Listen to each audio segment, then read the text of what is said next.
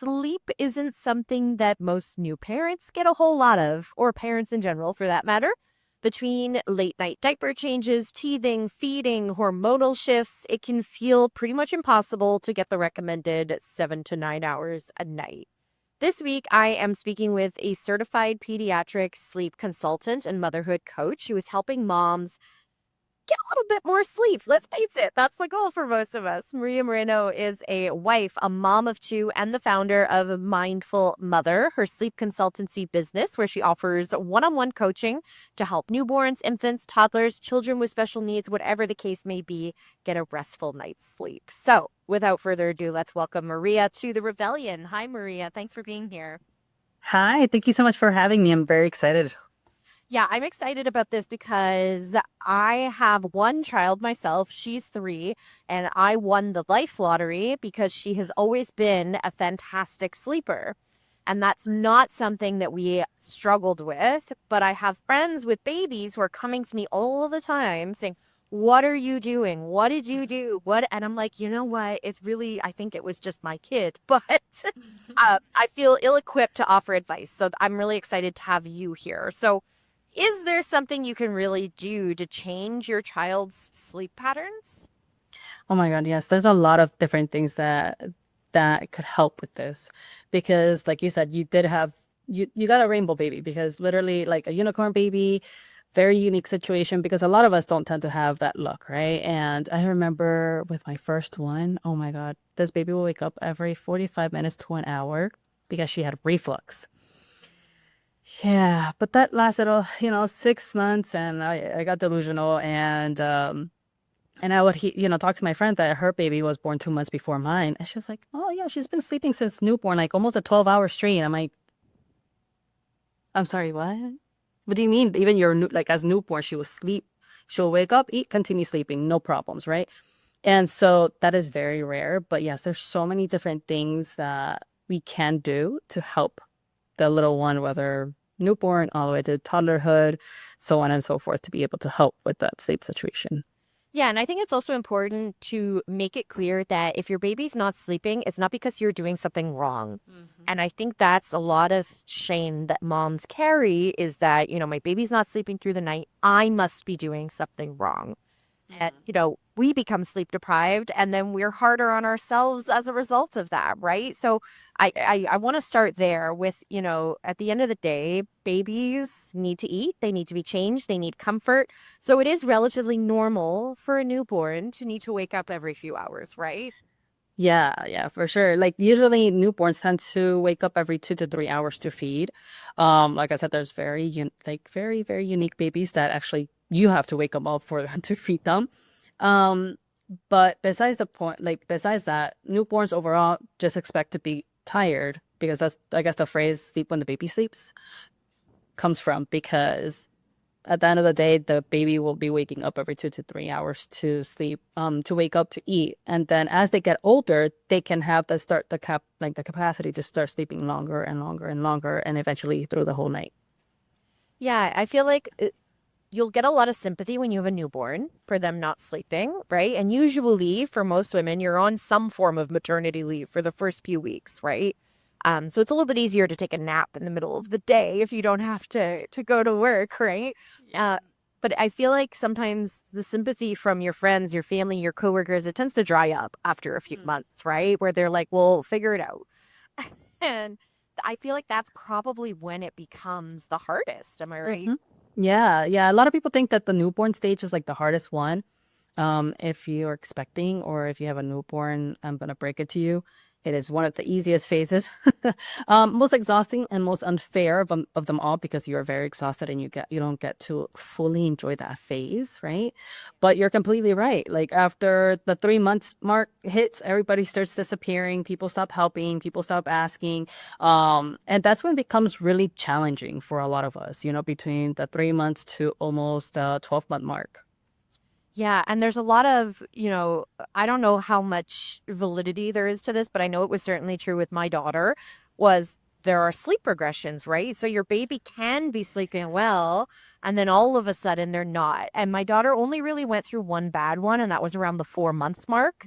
And that was, and I'm bad compared to how she usually slept, was that she woke up like once in the middle of the night around 2, and she'd be up for about an hour or two. And she wasn't cranky. She was just like, it's party time. Like, I'm awake, and she wanted to have a full wake window. So I'm curious, is this something that parents, I feel like I was never warned about this. I had to find out about it from the internet because no one told me that this can happen. You can have a great sleeper and all of a sudden they're not anymore. Yeah. So yes, all babies go through sleep regression. Some can be one night that they're off and then they start sleeping perfectly fine. Others can last up to 2 weeks. And here's where it becomes tricky. Since they do start waking up when they're usually not waking up, a lot of parents tend to start creating a specific habit for the little one to actually sleep because of course you're so exhausted. You're like, oh my God, just sleep, right? And that's when they start becoming dependent on whatever it is that you're giving them to soothe them, right? And so the sleep regression is completely normal. If they're learning how to roll over, sleep regression. If they're learning how to sit up, sleep regression. If they're learning how to talk, sleep regression. If they're learning how to stand up, how to walk, all those very big milestones, and even like the smallest ones that you really hear, like, are you kidding me right now? Like my youngest one decided to pull this off a couple of months ago that I only hear her like, da, da, da, da, ma, ma, ma, ma. And she was just practicing her sounds. And it was the funniest thing. Obviously, probably not 3 o'clock in the morning, but I thought it was funny because she's my second child. My first one, on the other hand, was not so funny because I was like, oh, what is going on? But once I learned what this is, I'm like, oh, okay. We're going through a regression. So I was on my husband. I'm like, just continue sleeping. She'll be fine. Like, we'll get through this. Well, that's my next question. Like, how do you handle a sleep regression? You mentioned like sometimes parents create bad habits during sleep regressions. What should you or shouldn't you do to get through that period? Okay, so it all depends on your child, right? Because at least with my first, like each one depends on the personality, and it also depends on where you are in your postpartum journey, right? And so a lot of us tend to rock them to sleep and then put the baby to sleep in their crib or wherever they're sleeping, and then they wake up automatically, right? So that's one habit that tends to really trigger a lot of babies that they're like, oh my God, I had to have to sleep on top of me because they just don't go to sleep and that creates that habit that they become dependent to sleep in your arms or rocking them, right? And I know a lot of moms that start ending up having shoulder issues, back issues because of this one habit. And it's, of course, I understand it's very desperate times because you're like, oh my God, just sleep. Okay, you're finally sleeping. Okay, we're. But the best tip that I can give you is just continue what you were doing before the regression, right? So consistency and the routine is crucial through this time because as soon as you switch it up and you give them something better, just like any human being, no matter what age they are, they're gonna take the better option, right? The easier option. Yeah. It's harder in the moment, right? Because the thing is, when we're sleep deprived, we're not rational people, especially if you're back at work, right? You're like, I need to be awake in 4 hours to get ready to go do my day. And depending on what you do, it can be dangerous to be sleep deprived, right? Like if you're a doctor, a nurse, whatever, you need to be well rested. So is there, a strategy you can recommend for co-parents, like couples who are raising kids together? The way my husband and I did it is we did shifts. So basically from like 10 p.m. to 2 a.m., I was on shift. And then anything that happened after 2 a.m. to 6 a.m., my husband was on call. And sometimes that meant neither of us had to get up. Sometimes one of us, that was just sort of how we divided it. But, what are some things that parents can do? So that's actually a great tip. Like, listen, first of all, communication is key, right? So, and it's very hard for us, especially as women, to communicate, especially when it comes to this, because you feel like you are the mom, so you have to do this, right? But then we forget that we have somebody next to us, unless you're a single mom, right? But if you do have somebody, you do have that option, you know? And get this, us as women need more sleep than men. Yep. So they are the ones that should be getting up and helping us at the end of the day and for us to continue sleeping. right? And so it all depends on what you're doing throughout the day. So if you're a stay-at-home mom, like at least I am, I work at home, I work remotely, so I'm the one that gets up. So after 12, I'm the one that gets up. Before 12, it's my husband's turn, right? And we have this communication and this deal so that way we're not both irritable, we're not, losing it at the end of the day because we're so exhausted. And it becomes dangerous whether you are, like you said, whether you're a doctor, whether you're out driving, whether, you're even simply, if you're a stay-at-home, I mean, a mom and you're sleep deprived, that is also very dangerous because a lot of things can happen. A lot, you lose your patience, postpartum rage starts happening, you shake the baby, things like that can happen because you're so exhausted that you're not rational. There was a great example of this in the show 911, where Jennifer Love Hewitt's character was, experiencing postpartum depression and she was sleep deprived and she was giving her daughter a bath and she kind of dozed off while bathing her and the baby slips under the water. And it is like, I'm getting goosebumps now. It is Yeah. terrifying moment, right? And her baby under the water for a split second before she realizes what happens and she panics, takes her to the hospital. Everything's fine. But it could have not been fine, right? And these are very real situations that can happen. It only takes a split second, right? And I think very often if one partner works outside the home, their sleep tends to be prioritized. And sleep for everybody matters, right? It doesn't matter Yeah. what you're doing, you need to be well rested. Yeah, that's a great example because I actually saw that episode, and I continued watching it, and it got to me very personal because it shows you how postpartum depression can hit so badly, especially because of that exhaustion, right? You can see how she started losing her patience. You can tell that she basically ended up, sorry for the spoilers, but she ended up basically leaving the baby with the husband and just disappearing because of how bad her postpartum was, right? And this is the reason why I do what I do. And, not only sleep consulting, but motherhood life coach. So that way we have the best of two worlds and trying to be able to support moms in this aspect. And, I had a client that this was her third baby. So, most moms after the first baby, you have the second baby, you're like, oh, I got this, I already know. Then the third baby comes and it's kind of like, it's all good.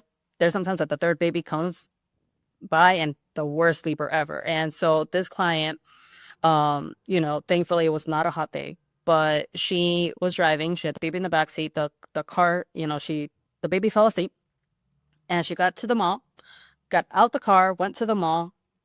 3 minutes later, she starts freaking out. She goes straight to the car. Notice that the baby is thankfully perfectly fine, but she realized, hey, I need to do something about this, right?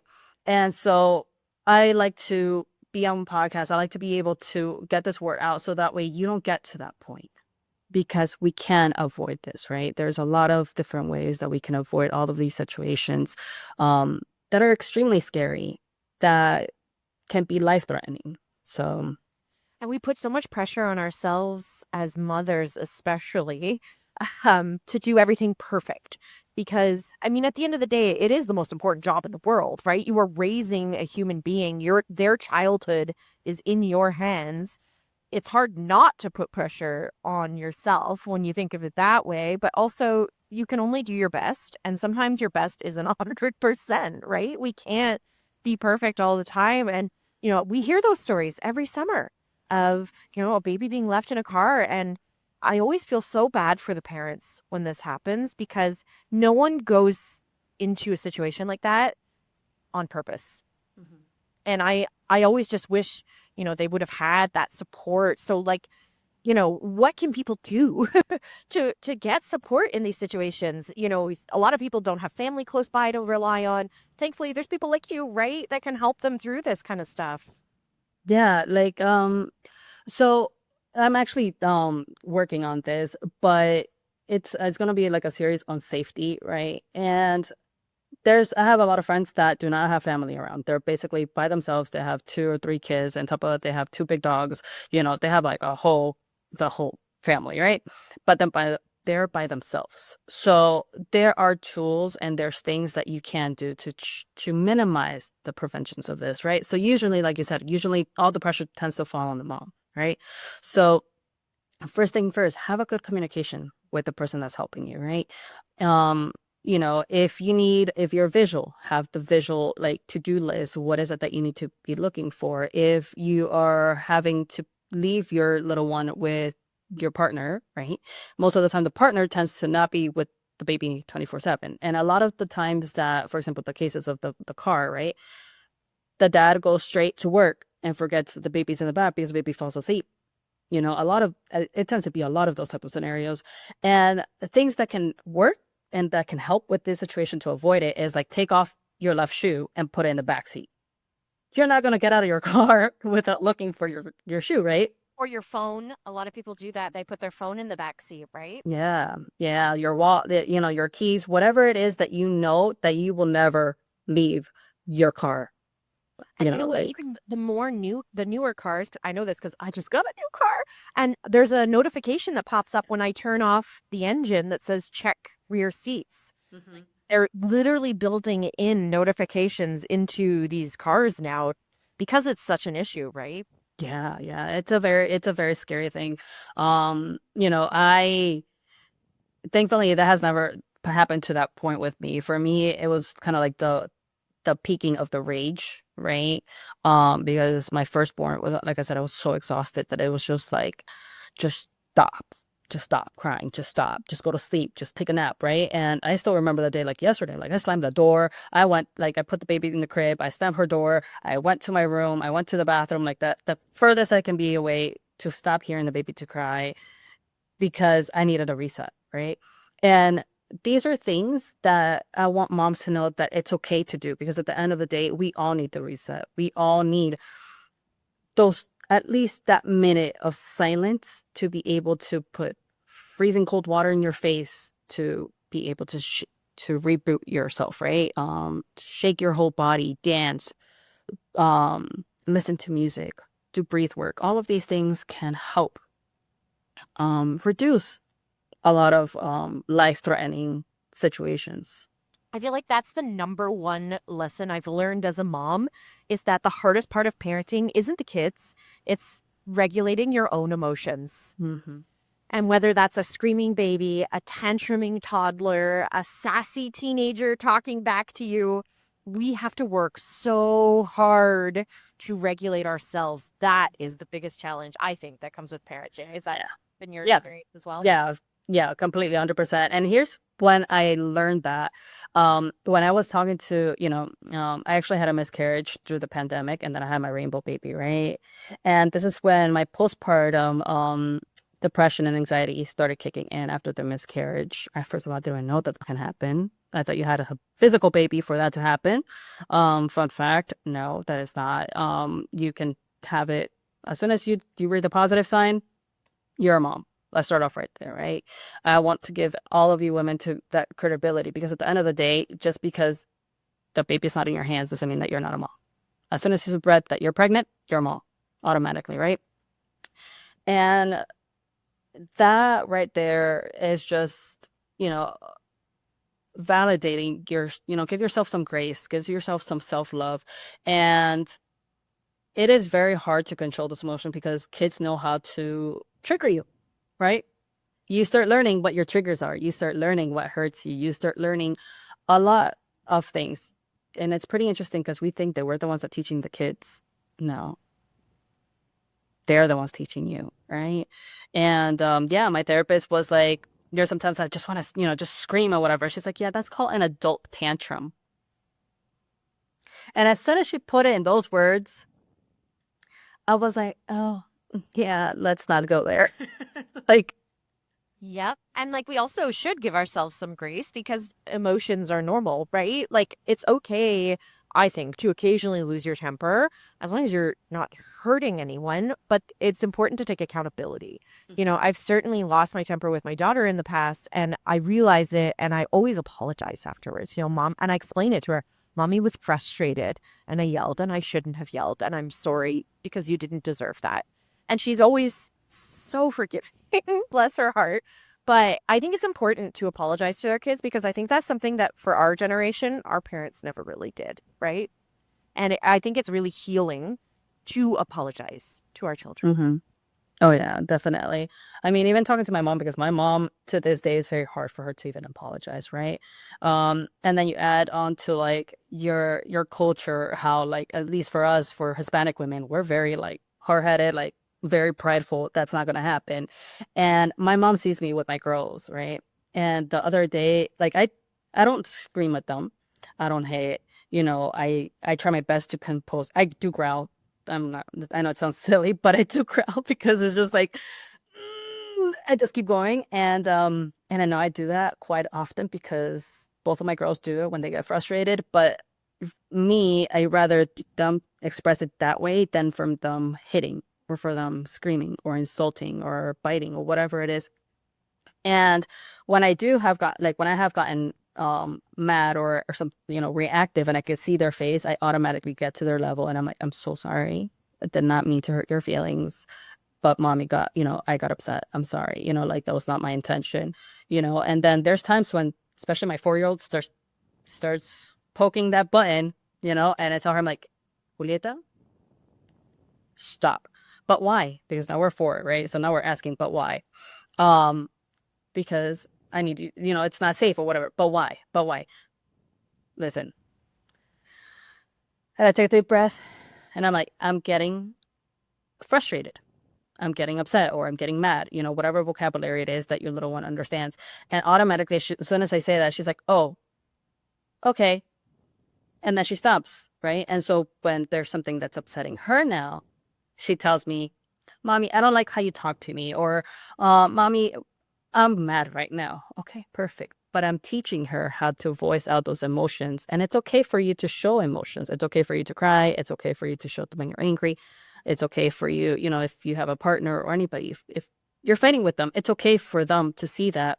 Because if you are showing them how to resolve the conflict, right, you're showing them, you're teaching them how to resolve conflict, how to communicate with the other person, right? So all of those things are okay as long as you're teaching, I guess, the solutions or how to fix those things. Yeah, the coping strategies, right? Mm-hmm. And modeling that behavior for them, not just telling them what to do. Oh my, they're watching everything. Everything. Oh my goodness. Yeah, the other day, my daughter's 3 and she went into my office. I work from home. And she sat down on my computer, put my headphones on, and she was like pretending to type on the computer. And she was like, Mommy, I'm busy. I'm working. I was like, ooh, that's what she thinks I look like. Which is hilarious. Before we wrap up, I do want to talk a little bit about sleep training because it can get a bad rap online. But I also have friends who swore by it and they don't think they could have gotten through, that infant stage without it. When I think of sleep training, I think of the famous cry it out method. And that's not necessarily what sleep training is, right? Like cry it out, it might work for some moms, but for me, that was never an option and still isn't. My daughter knows that if she's upset, she can always count on me to come to her in the middle of the night. So cry it out basically, just to give, do you want to just explain what that method is? So the cry it out method tends to be, I guess, the fastest way to sleep train, but it is the hardest one, in my opinion, just because you're basically putting the baby in the crib or the toddler in the room, and they would literally cry it out until they go to sleep, right? And that way, the way that they explain it to you is kind of like it's for them to learn how to self-soothe on their own, literally on their own, right? Um, my personal take, I'm not one like you. Like I can't hear my child cry. I can't now. With my oldest, I took, I guess, the level down from that, right? Which is the check-ins. So basically, I did not pick her up. I would check in every 3 to 5 minutes to make sure, like, if she will cry or whatever, I will still go in. Okay, you don't need a diaper change. You're fine.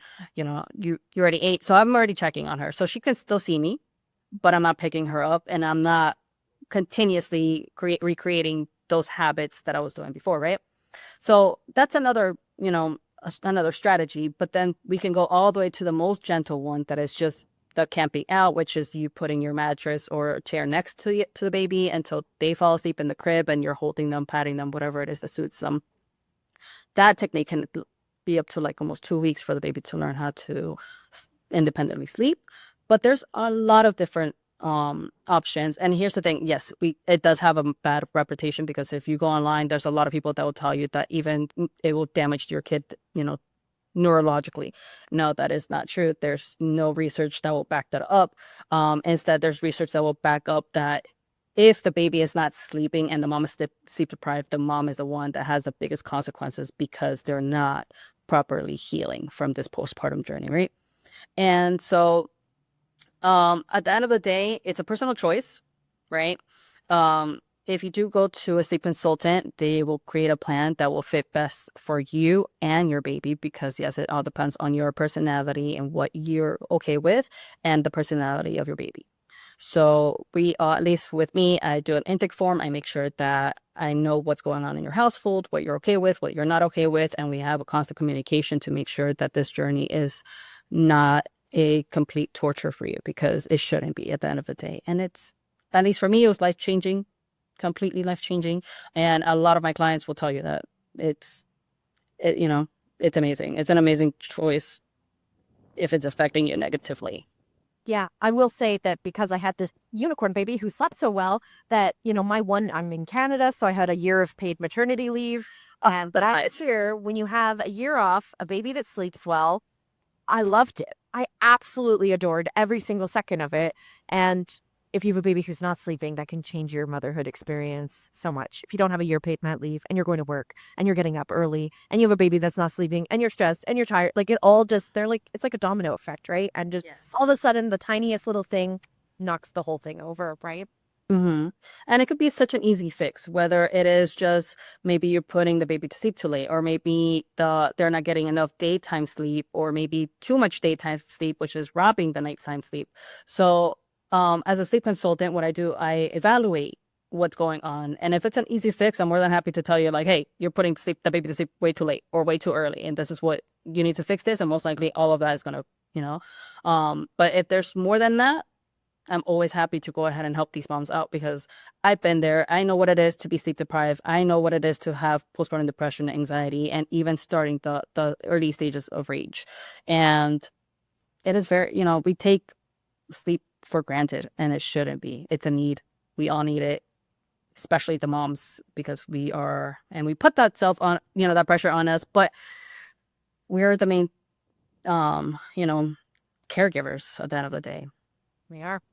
Maria Moreno can be found on Instagram at mindfulmother_sleep. She is the person to talk to if you need one-on-one help getting your little ones to sleep. She also offers life coaching so that you can step back into your power and reach your full potential, both personally and professionally. You can find out more at her website, mindfulmother.biz. Thank you so much for your time today, Maria. I really appreciate it.